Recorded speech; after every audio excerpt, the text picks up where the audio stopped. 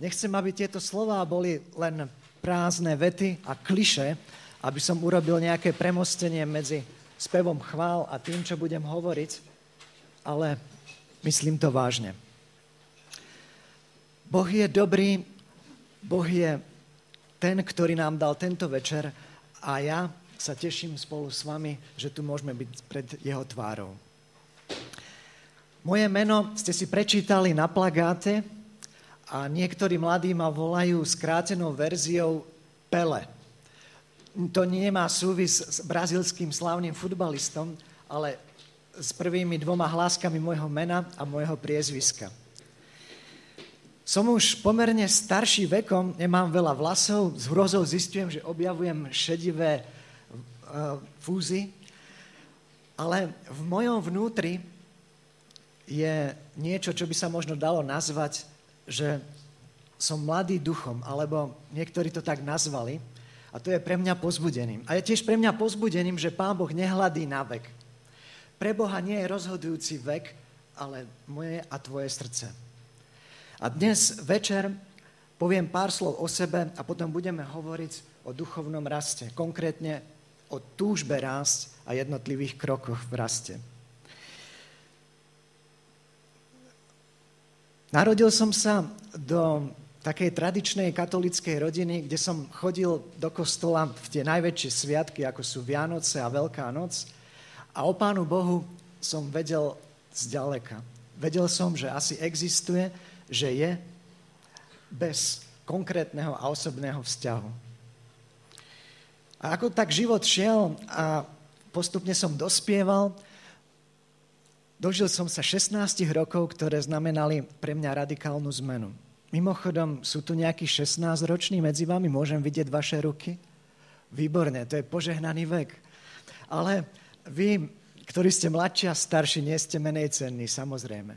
Pre mňa je to zvláštne, pretože v 16 rokoch som úprimne začal hľadať Boha. Začal som k nemu volať vlastnými slovami, aby zmenil môj život, aby som prestal byť tým starým Petrom, aby som sa stal novým človekom, lebo vedel som, že jedine Boh to môže urobiť skrze obeť Krista na kríži.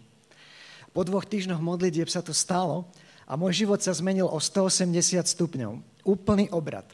Predtým mi nevadilo klamstvo, podvod a to, že som neposlúchal mámu, robil zle mojej babke, bolo to hrozné.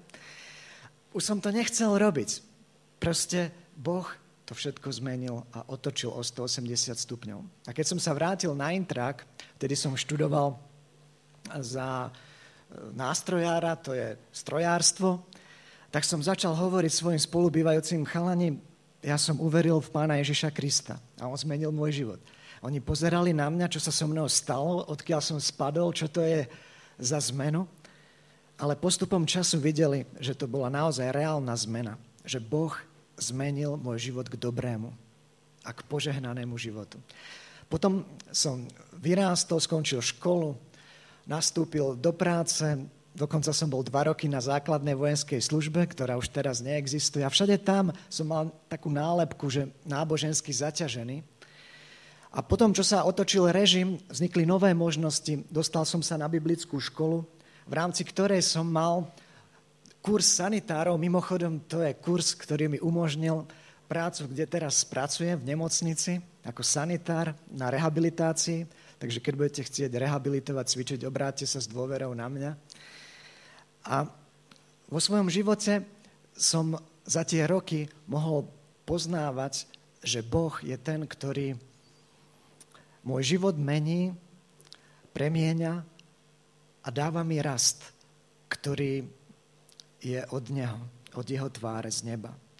Skrze Božie slovo, modlitbu, obecenstvo ľudí, rozhovory o ňom a mnohé iné veci. Niektoré z nich spomeniem ďalej. Takže v skratke, to som ja, Peter Letko, zvaný Pele, z Rakolúb, z malej dedinky spoza Váhu, ktorý uveril v Krista v 16 a doteraz to neľutuje a vyznáva, že to bolo to najlepšie a najskvelejšie rozhodnutie môjho života, ktoré zmenilo môj život od základu, dalo mi zmysel, dalo mi nádej a istotu v každom čase, aj v týchto neistých a tzv. Kritických dňoch. Pôjdeme do prezentácie a toho, čo mám pre vás pripravené. Je to jednoduchá prezentácia, ktorú som si pripravil na dokreslenie a zilustrovanie toho, čo budem s vami hovoriť. A bude to podopreté niektorými biblickými veršami. A všetko to, čo budem hovoriť, sa týka duchovného rastu. Mám tu také zariadenie, tak budem sledovať, ako to bude nabiehať, aby sme boli spolu v obraze. Cieľom toho, čo chcem s vami hovoriť, je spoznať kroky, ktoré kresťan, veriaci človek má v živote žiť a robiť, aby duchovne rástol. Podobne ako dieťa, mimochodom bude tam viacero obrázkov detí, potrebuje vo svojom živote rásť, tak je to aj, musím to nejako sa naučiť ovládať cez vaše hlavy. Stopy sú tam, takže sme tam. Ako dieťa potrebuje prijímať potravu, a aby bolo o neho postarané a fyzicky rásť, tak podobne aj ľudia, ktorí uveria v Krista, ktorí ho príjmu do svojho srdca, potrebujú v živote duchovne rásť. Napredovať, rozvíjať sa. Aby toto všetko mohlo byť, na začiatku je bod, ktorý nazývame konverziou, obrácením alebo znovuzrodeným, kedy človek uznáva, že je hriešný a stratený bez Boha, prichádza pokorne pred jeho tvár a modlí sa. Prosí o odpustenie hriechov, očistenie, o zbavenie vín toho batohu a bremena, ktoré je naozaj hrozné. Boh sa má úprimným a skrze obeť Pána Ježiša na kríži odpúšťa hriechy, a to každý jeden. Nie je ani väčší, ani menší hriech. Za všetky Ježiš zaplatil a dlh je vyrovnaný. Jedine on môže odpustiť hriechy a jedine skrze neho my môžeme dôjsť osobného vzťahu s Bohom. A to je bod, kedy sa mení život človeka. Prijímam Krista do svojho srdca, on ma úplne od základu mení a ja môžem začať rozvíjať nový život a nový vzťah s ním.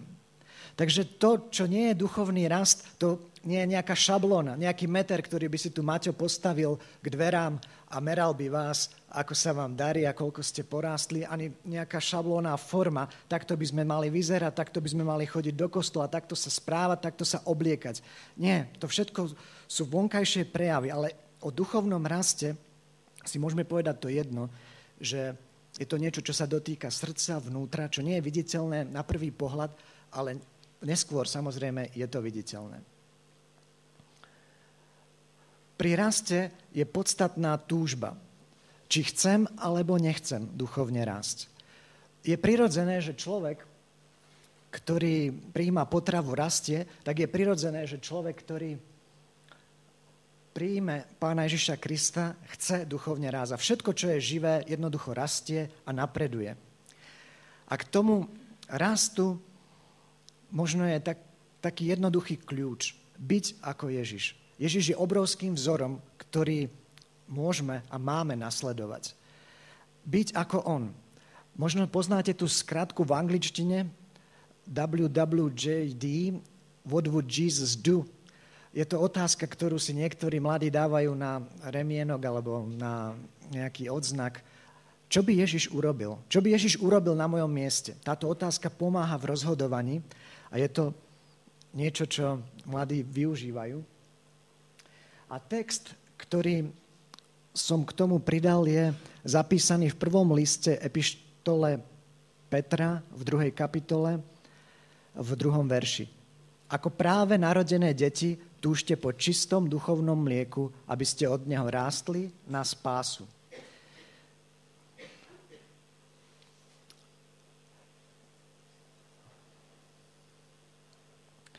Deti obyčajne nemajú problém s tým, že jedia, vyvíjajú sa, rastú, ani to veľmi nevnímajú, ale rodičia áno a merajú ich a testujú, vidia prvé kroky, prvé slová, prvé kresby a sú z toho úplne nadšení. A verím, že podobne aj Pán Boh je nadšený, ako dobrý nebeský Otec z nás, keď robíme prvé kroky viery, prvé kroky nášho nasledovania Boha. Možno nesmelé, ale kroky dopredu, smerom k lepšiemu poznaniu Jeho. A je to celkom prirodzené a normálne. A tak to má byť. Avšak je tu jedna vec, že Boh nie je násilník, je, povedal by som, gentleman. Nikoho nebude ťahať za uši, aby rástol, alebo ho nejako naháňať palicou, vôbec nie. Boh je ten, ktorý očakáva na naše rozhodnutie a dáva nám slobodnú voľbu, aby sme hľadali jeho tvár, aby sme túžili rásť a napredovali. Neporastieme, ak nechceme rásť, a to je naozaj smutná vec, zostať dieťaťom v plienke, ktorý sa neustále len hrá a zabáva. Boh má záľubu v tom, aby sme napredovali a aby sme ho viac poznávali lepšie do hĺbky a tým náš život, aby bol premieňaný a rozvíjaný. Preto je naozaj tragédiou, ak možno, keď to pripodobním k dieťaťu, mnohí tzv. Kresťania roky stagnujú. Žijú svoju vieru bez toho, že by poznávali Boha lepšie, že by napredovali. Videli sme to v tej scénke pri tej dievčine, ktorá neustále hovorila o potravinách a o tej práci a to ju ubíjalo a znechucovalo. Podobne je to aj v oblasti života viery s Bohom. Je to normálne, že život veriaceho sa mení a človek sa rozvíja a rastie. A je to aj v aktívnej službe Pánovi Bohu vidieť. Prostriedky duchovného rastu, ktoré nám pomáhajú v tom, aby sme napredovali a rozvíjali sa, sú tie, ktoré vychádzajú z písma a to je strava Božieho slova alebo Biblie, ktorú nám Pán Boh dal ako manuál do života. Pán Ježiš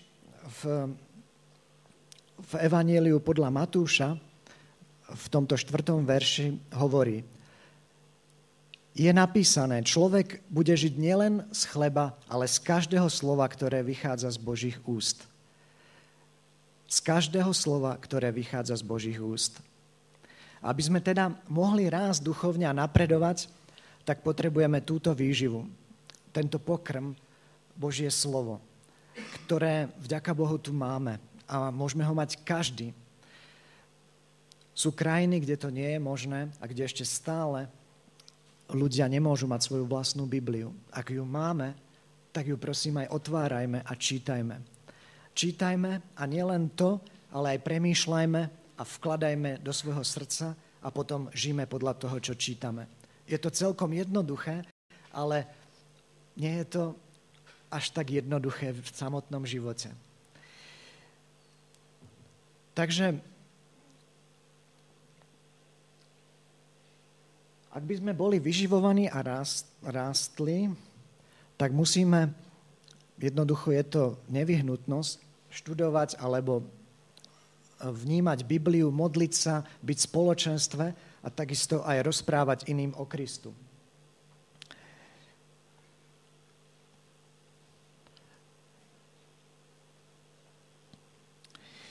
Je zmienka o veriacich v Tesalonike, to bolo jedno z miest, ktoré je zmienené v Novej zmluve, kde boli veriaci, ktorí prijímali Božie slovo s veľkou dychtivosťou a každý deň skúmali písmo, či je to naozaj tak. Dychtive čítali, skúmali a vnímali Bibliu. Aká to výzva pre nás? Byť podobný Tesaloničanom. Kiež by o veriacich v Novom meste bolo známe, že sú takí, ako boli tí v Tesalonike. Skúmajúci, vnímajúci a prijímajúci Božie slovo. K tomu, aby človek v tom telesnom slova zmysle mohol napredovať, tak okrem výživy potrebuje aj pohyb a niektorí potom časom to svoje telo, ktoré je dobre vyživované, sa snažia aj cvičiť, aby proste boli fit. A v V našom živote je mnoho vecí, ktoré môžu zamestnať našu myseľ a naše telo, naše zmysly. Otázkou je, ako si delíme čas. Čomu venujeme podstatu času, kvalitného času, ktorý máme v našom dni, v našich životoch. Deň za dňom, týždeň za týždňom, rok za rokom utečú a je vidieť v mojom alebo v tvojom živote to, že ak som kresťan, napredujem, rastiem vo viere, poznám Pána Boha lepšie, žijem pre Neho lepšie ku Jeho cti a chvále. Otázkou je, koľko času trávime napríklad pri televízii alebo internete a iných médiách. Aké je niekedy ťažké stlačiť to tlačítko off a venovať sa tomu, čo chce Boh, aby sme robili. Koľko na druhej strane trávime čas nad Bibliou, v modlitbe a v službe iným. Na rôzny spôsob. Je v našom srdci byť s Pánom Bohom, chodiť na stretnutia, na duchovné obnovy, na stredka ako toto. Na koľké z nich možno niekto si povie a zľahčí, že sa mu zrovna nechce, tak nejde a nemá vážny dôvod. Je to smutné, ale vždy tu bude tento zápas s tým, čo sa odohráva v našej mysli okolo nás a s tým, ako sa rozhodneme. Preto potrebujeme sa cvičiť v duchovnom raste, potrebujeme žiť náš život, potrebujeme prax a precvičovanie. Tak ako ľudia, ktorí cvičia v posilovniach, tak takisto i v tom duchovnom slova význame. A apoštol Pavol Timoteovi, svojmu žiakovi, píše a povzbudzuje ho, aby sa cvičil v pobožnosti, aby sa cvičil, aby sa rozvíjal a napredoval. Tak ako športovci, tak aj hudobníci potrebujú cvičiť a je celkom prirodzené, že aj kresťania sa potrebujú rozvíjať v duchovnom živote s Bohom. A čo k tomu treba, okrem iného, je aj čas a trpezlivosť. To znamená, nie je tak na poslednú chvíľu alebo úchytkom. A keď už všetko som si vybavil a urobil, tak konečne nejakú chvíľku dám Bohu. A už je to zrejme ten menej kvalitný čas, keď som unavený a tým dňom zavalený a moja myseľ je úplne inde. Boh ako ten, ktorý dáva zmysel a význam nášmu životu, je hoden toho, aby sme mu dali ten prvý a kvalitný čas. Pre niekoho je to ráno, pre niekoho je to večer, možno aj v priebehu dňa. Ale aby to bol dobrý a kvalitný čas s Pánom Bohom. Aby sme sa cvičili v pobožnosti, v poznávaní Boha, trávili s ním čas. A v Jakubovi v 1. kapitole, v 4. verši je: a vytrvalosť nech je završená skutkami, aby ste boli dokonalí, bezúhonní a bez akéhokoľvek nedostatku.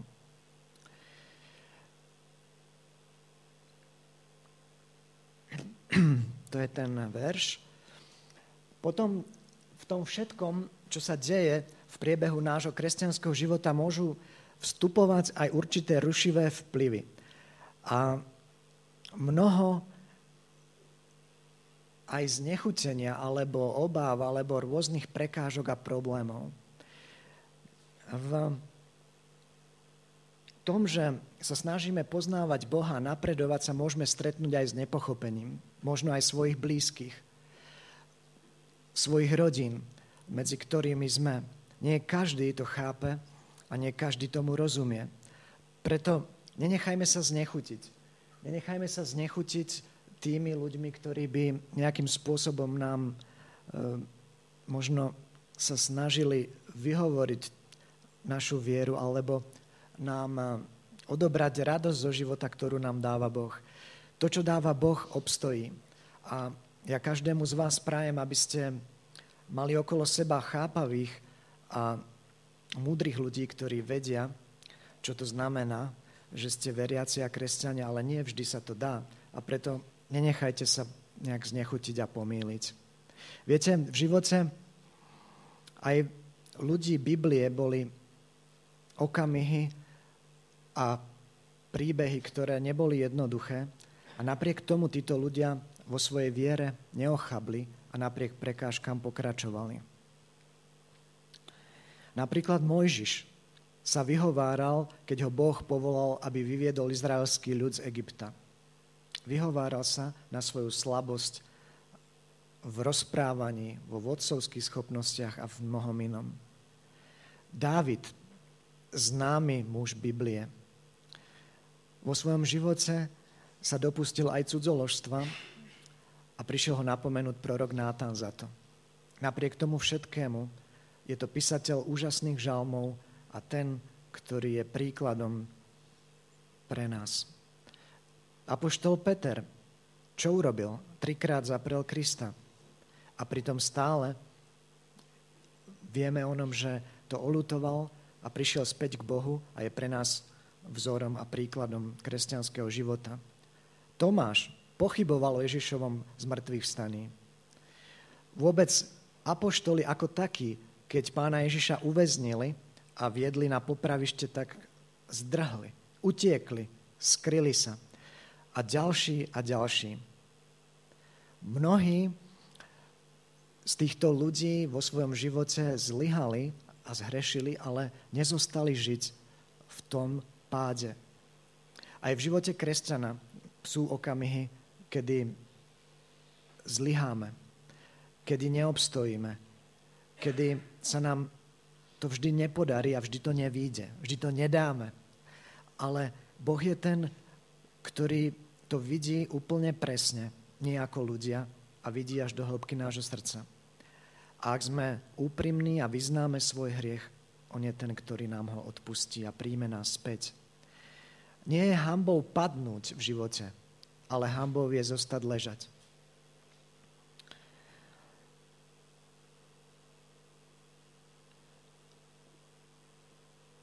Počuli ste zrejme o 2 zradách, ktoré sú zaznamenané v písme. Jedna zrada to bol Judáš, ktorý, keď zradil pána Ježiša, tak odišiel a obesil sa. Jeho život skončil naozaj zle. Ale bol tu aj Peter, ktorý zradil, už som to zmienil, ten však je stále vnímaný ako veľký apoštol. A prečo je to tak? Nuž preto, že Peter činil pokánie a ďalej slúžil a kázal evanjelium.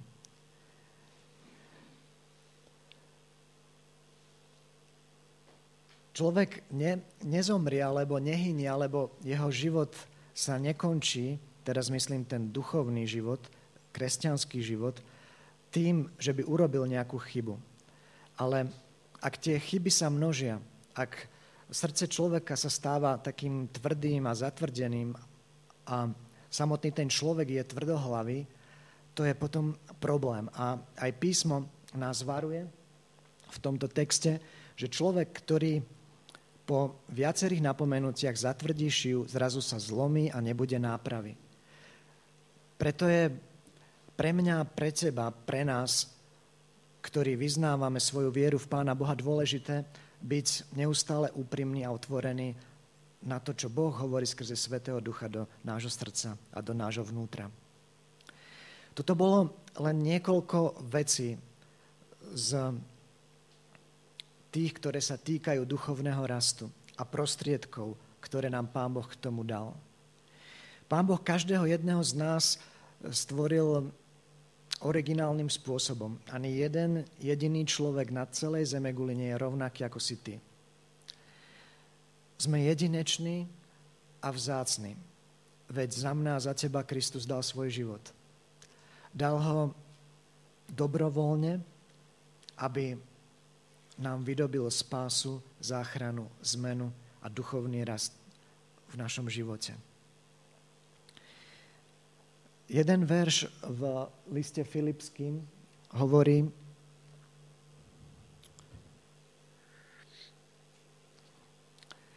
Nie, že by som to všetko bol už dosiahol a bol už dokonalý, ale bežím, aby som to získal, pretože si ma získal aj Kristus Ježiš. Bratia, ale aj sestry, ja si nenamýšľam, že som to už získal, ale len jedno robím. Zabúdam na to, čo je za mnou a usilujem sa o to, čo je predo mnou. Bežím k cieľu za nebeskou cenou, totiž za Božím povolaním v Kristu Ježišovi. Toto je vyznanie apoštola Pavla a nech je takým povzbudením a vzorom aj pre nás. To, čo je za mnou, sa už nezmení. To, čo žijem teraz, je dôležité a tiež aj to, čo je pred nami. Niekto múdry povedal, a neviem to možno presne citovať, ale je to v tom zmysle, že nech nám Boh dá milosť nechať to, čo sa už stalo tam, kde je, a schopnosť rozpoznať to, čo sa dá zmeniť a čo sa už nedá zmeniť, a to, čo sa dá zmeniť, aby sme s Božou pomocou aj menili. Vo svojom živote som prežil tie lepšie dni aj tie smutnejšie dni. A je to normálne. Každý to zažívame a každý na svojej koži vieme, že nie vždy slnko svieti na oblohe. Dobrá správa v tom všetkom je, že v našich dňoch a v našom živote, ktorý niekedy je lepší a niekedy zrejme horší, je Boh ten, ktorý je nemenný, stály, ten istý včera, dnes i na veky. A o neho sa môžeme vždy a všade oprieť, za každých okolností. Chcem vás pozbudiť k tomu, aby ste, či už jednotlivci, alebo ako spoločenstvo, ktoré tu tvoríte, vo svojom živote hľadali aj osobne, aj spolu Pána Boha. Aby ste ho hľadali v písme, v modlitbách, v obecenstve, v tom, že sa zdieľate s evanjeliom, s dobrou správou aj s ostatnými ľuďmi. A jednoducho žijete pre Pána Boha každý všedný deň. V škole, doma, na ulici, na pracovisku, kdekoľvek vás Boh postavil. Chcem vás pozbudiť k tomu, aby ste vaše životy dali k Bohu k dispozícii také, aké sú. A povedali mu, Bože, tu som taký, aký som, prosím, meň ma, premieňaj ma na svoj obraz a na svoju slávu. Chcem vás pozbudiť k tomu, aby ste Bohu povedali áno a svetu, ktorý vám ponúka množstvo lákadiel, ktoré majú navonok pozlátko, ale vnútri sú prehnilé a zlé, nie. Takisto, aby ste povedali diablovi, ktorý neustále zvádza a snaží sa klásť prekážky a polená na našej ceste za Bohom, nie. A aby ste aj svojmu telu, ktoré má množstvo chútok a množstvo lákadiel, povedali nie. A áno Bohu. Áno Ježišovi Kristovi, áno Duchu Svätému, ktorý má tie najlepšie úmysly s vami, s vašim životom aj s vašim spoločenstvom. Rozhodnutie je na mne a na tebe, na nás. A berme ho vážne pred Božou tvárou. Naozaj nie je jedno, ako žijeme. Nie je jedno, ako o pár rokov budeme vyzerať. A podstata je, ako nás vidí Boh. Či sme kresťania podľa jeho slova, alebo len kresťania podľa mena. Nech nám Boh je milostivý a nech nám pomôže, aby náš život bol úprimný, otvorený a priamy. Aby sme sa nehambili za vieru v Pána Ježiša Krista. A aby sme svoj veriaci život, život veriaceho človeka, toho, ktorý vyznáva, že Ježiš Kristus je jeho spasiteľom a jeho pánom, žili úplne a celé. Jedna zo skupín, ktorá už teda nie je, ale bola Delirious, mali pieseň History Maker. A to je moja obľúbená. V nej sa spieva o tom, že veriaci ľudia, keď sa modlia, stávajú sa tvorcami histórie. Ja vám želám, aby ste sa stali tvorcami histórie v tomto meste, v tomto prostredí, v ktorom ste. Aby Boh cez vás menil históriu Nového Mesta nad Váhom a okolitých dedín. Aby sa o vás začali písať knihy a učebnice. To bol ten Michal z tých Čachtíc, alebo odkiaľ, ktorý povstal a posilnil sa v Bohu a urobil nádherné veci, ktoré si Boh použil, aby zachránil mnohých. To je tá Janka z Potvoríc, alebo odkiaľ. Mohol by som menovať, ale nebudem to robiť. Nech nám Pán Boh nám naozaj milosť zobrať vieru v Neho vážne, naše životy pred ním vážne a osláviť ho tu na zemi. Chcem vás poprosiť, aby sme povstali pred Božou tvárou k modlitbe.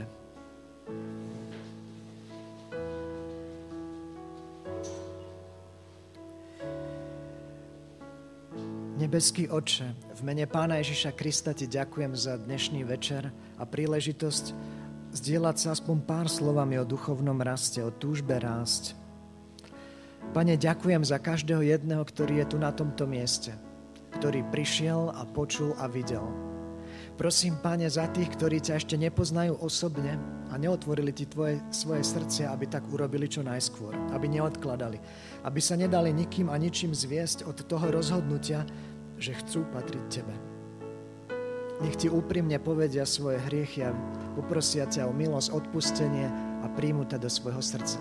Ty ich zmeníš, očistíš a dáš im nový zmysel, nový život, úplne iný od základu, aký žili doteraz. Prosím ťa aj za veriacich ľudí, ktorí už tebe patria a vo svojich životoch strádajú a možno sa im nedarí a myslia si, že by mali byť niekde inde a nejak inak vyzerať, než vyzerajú a sú. Prosím ťa, Pane, nech nezostanú v tom, čo žijú. Nech nie sú povalení pocitmi a predstavami o sebe. Nech sa pozrú na seba, ako ich vidíš ty. A nech ti odovzdajú úplne všetko. A jednoducho sa podriadia tvojej vôli a povedia áno tvojmu slovu a Duchu Svätému, ktorý hovorí k ich srdcu. Pomôž nám, Pane, ktorí vyznávame tvoje meno, aby sme boli kresťania podľa srdca, nie podľa mena. Aby sme sa nehambili za to, že veríme v teba, aby sme ohlasovali na rôzny spôsob evanjelium, dobrú správu o tebe. Aby Nové Mesto a okolie mohlo sa dozvedieť o tebe, o živom a pravdivom Bohu, ktorý žiješ asi reálne aj v dnešnom svete, ktorý si nemenný a neotrasiteľný žiadnou krízou, žiadnym problémom tohto sveta. O teba sa môžeme oprieť. Tebe, Pane, môžeme dôverovať vo všetkom, úplne vo všetkom a v každý čas. Tak i dnešný večer nech je tebe vzdaná česť i chvála, tvoje meno vyvýšené a oslávené medzi nami. Pretože nie v nikom inom spasenia, len v mene Pána Ježiša Krista. Amen.